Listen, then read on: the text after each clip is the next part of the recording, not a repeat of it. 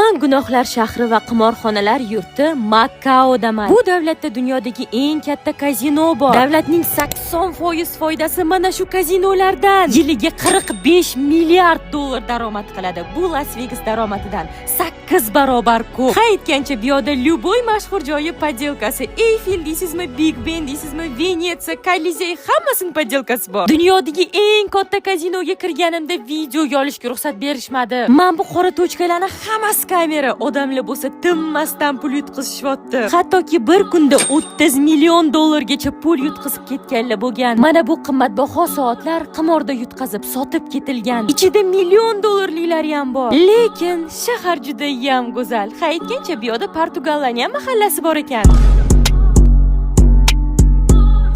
Aytgancha osmondagi restoranda ham ovqatlandim. Biroz qo'rqinchli-yu, lekin manzara, hissiyotlar shunchaki dahshat. Har qadamda qimorxonalar 24/7 gurkirab ishlamoqda. Va bu yerga kelganlarning ko'pchiligi hamma pulini yutqizib ketadi. Bu yerga kelib shunday xulosaga keldim. Qimor yoki kazino bu o'yin emas. Boyishni orzu qilasiz, lekin yutkazasiz. Ular esa sizning orzularingizdan butun boshli davlat qurishadi.